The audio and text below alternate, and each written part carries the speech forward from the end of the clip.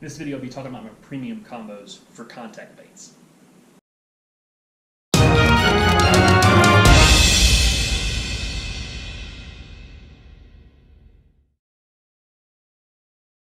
Hey, welcome back. So as I mentioned in my ALX combo video, which you can see right up here if you haven't seen it yet, I was looking for something a little bit higher end than this Phoenix Feathers, and looking around, like, I wonder what the best rod and reel that I can find really have to offer. So, bored, 3 months at work, got to look at it and I was like, I make pretty good money. Let's put some of that to work. Let's find something I'm actually going to genuinely enjoy. So what were the two most expensive reels I could come up with off the Tackle Warehouse site? Well, at the time, this was one of the most expensive combos I could come up with, and did a lot of research, did a lot of reviews to find out if it was going to be worth it, and glowing reviews across the board for both. So I said, what the heck, I'm going to treat myself, because I go 3 months out of the year without being able to fish. So when I go fish, I want to enjoy it and see what I've been missing. So this was my first premium combo that I bought, that I picked up for myself. It was kind of my birthday present to myself last year. I just haven't talked about them at all. So this is a Daiwa Steez SV TWS. This is the previous, or not the latest version. There's a new version that just came out at the Bassmaster Classic. But I've got some time on this reel now. I've been just nothing but blown away by the quality of this reel and just how smooth it is and how much control I've got and how hard it is to backlash. Magnesium frame, magnesium side, or the Zeon side plates on this one. On this side, this is actually a magnesium side plate over here on the handle side. But like I said, just been blown away by how easy this thing is to cast. Sufix 832, 30-pound on here, and a 12-pound leader. I've been primarily actually using this thing throwing weightless Senkos. I've got a little light Texas rig on here right now. Like I said, I cannot say how impressed I've been with this reel. Unfortunately, they did raise the price this year, so this went from they actually jacked the price up 10%. Probably, in my opinion, still worth it at the new price, but again, just phenomenal reel. And I wanted to see what all the hype was about. So I got a chance coming back from Toledo Bend in October to handle a G Loomis NRX, which gets heralded as, oh, this is the greatest rod ever.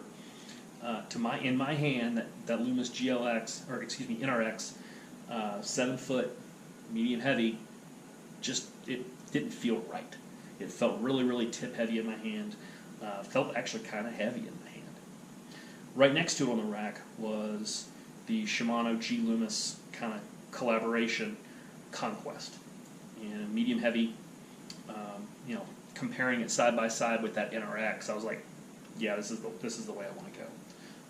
So I picked one up, and again, absolutely blown away with this rod. Feel every little tick on your line.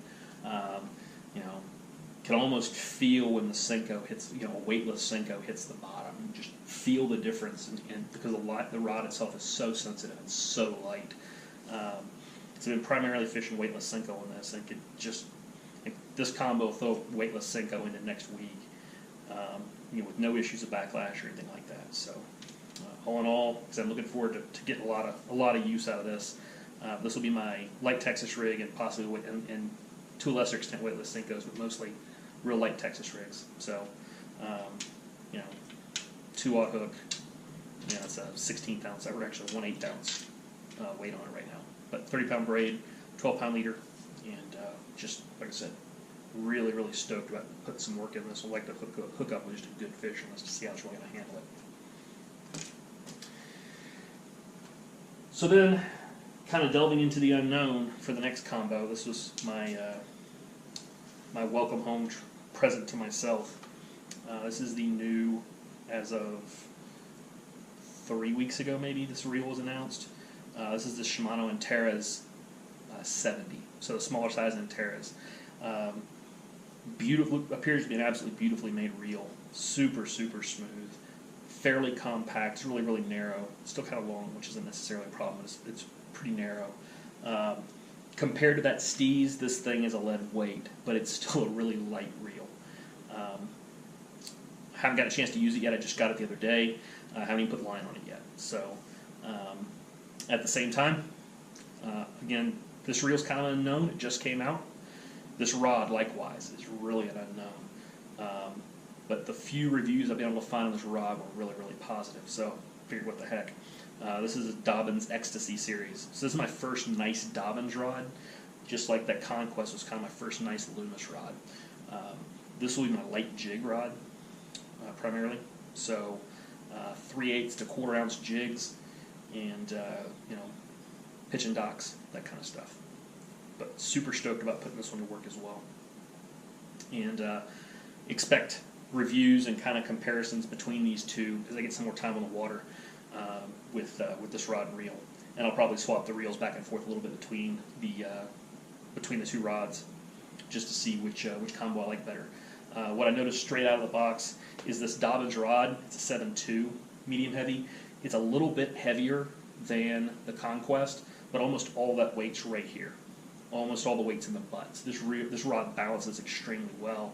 And then add this reel in, and it balances out superbly with this reel on it, even though this reel's a little on the heavy side.